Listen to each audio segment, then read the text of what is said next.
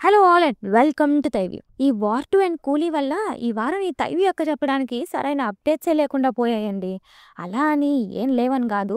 కూలీ and war 2 collections, SSMB 29 shoot update, OG movie updates, TFI employees సమ్మె, ఇలా కొన్ని కబుర్లు అయితే ఉన్నాయి. సో డిసప్పాయింట్ అవ్వకండి. పదండి త్వరగా కబుర్లు మొదలెట్టేద్దాం. ఫస్ట్ ఈ వీక్ మూవీస్ విషయానికి వస్తే వార్ 2 సినిమా అయితే అంత గొప్పగా ఏమనిపించలేదండి. ఏదో అలా వెళ్ళిపోయింది అంతే. స్పై యాక్షన్ థ్రిల్లర్కి కావాల్సిన ఆ action, twist, betrayal, exotic locations, tension, stylish presentation అన్నీ ఉన్నాయి. బట్ ఆ నెరేటివ్ స్టైలే అంత ఇంట్రెస్టింగ్గా ఏం అనిపించలేదు. ఇక కూలీ విషయానికి వస్తే అక్కడక్కడ రజనీ గారి కొన్ని స్టైలిష్ మూమెంట్స్ తప్ప most of the film disappoint చేసింది. లోకేష్ డైరెక్షన్, రజనీ గారు హీరో, నాగార్జున గారు విలన్ అంటే చాలా ఎక్స్పెక్ట్ చేశాం కానీ ఏ రోల్ కూడా స్ట్రాంగ్ గా అనిపించలేదు. ఈ టీజర్ అండ్ ట్రైలర్స్ విషయానికి వస్తే రవితేజ గారి మాస్ జాతర టీజర్ రిలీజ్ అయింది. రెగ్యులర్ కమర్షియల్ ఎంటర్టైనర్ లానే అనిపించింది. బట్ హీరో ఇందులో రైల్వే పోలీస్, అదే కొంచెం ఇంట్రెస్టింగ్ ఆస్పెక్ట్ లా అనిపించింది. సుందరకాండ ర్యాప్ ట్రైలర్ రిలీజ్ అయింది. పెళ్లిగాని ప్రసాద్ కైండ్ ఆఫ్ క్యారెక్టరే హీరోది.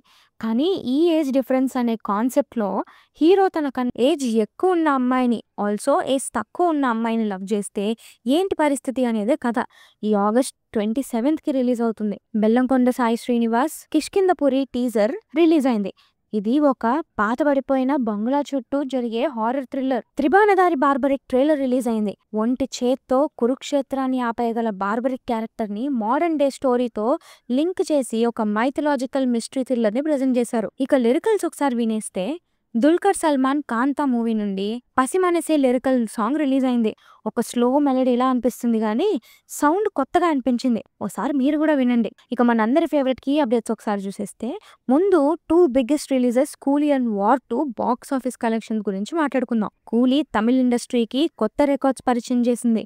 డే 1 ఏకంగా 151 crores కలెక్ట్ చేసి highest ever for a Tamil film గా రికార్డ్ క్రియేట్ చేసింది.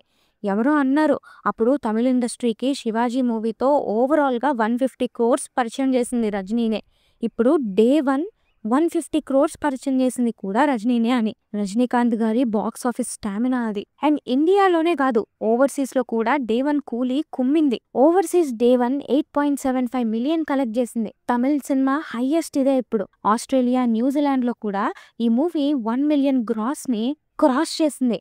సో ఈ వీకెండ్ అయ్యేసరికి ఎలాంటి నెంబర్స్ పెడుతుంది అనేది చూడాలి ఇప్పుడు. ఇక వార్ 2 విషయానికి వస్తే అఫీషియల్గా ఏ నెంబర్స్ రిలీజ్ చేయలేదు కానీ India top circulated news papers ప్రకారం అయితే ఈ movie day 1 Hindi version 29 crores net collect చేస్తే తెలుగు అండ్ మిగతావి కలిపి 52 crores వరకు కలెక్ట్ చేసిందంట.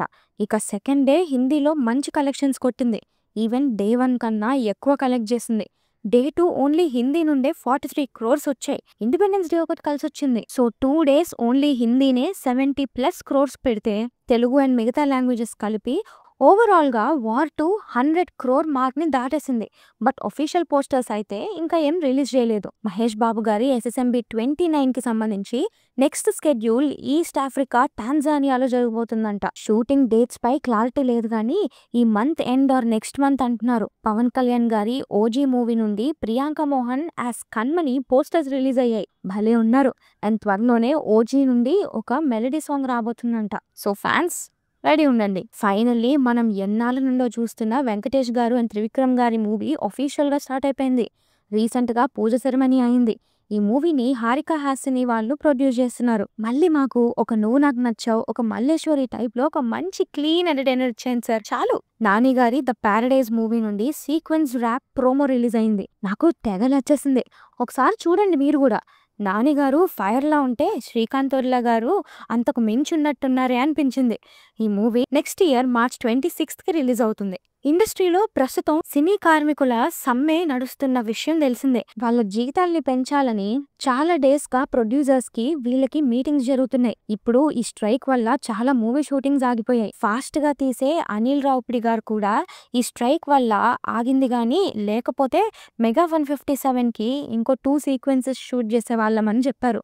సో ఈ స్ట్రైక్ ఎఫెక్ట్ ఇప్పుడు అప్కమింగ్ మూవీస్ మీద పడబోతుంది. స్ట్రైక్ త్వరగా ఆగకపోతే చాలా మూవీస్ వాటి రిలీజ్ ని పోస్ట్పోన్ చేసుకునే పరిస్థితి కూడా రావచ్చు. అసలే పెద్ద సినిమాలన్నీ రిలీజ్ డేట్స్ బ్లాక్ చేసుకొని కూర్చున్నాయి.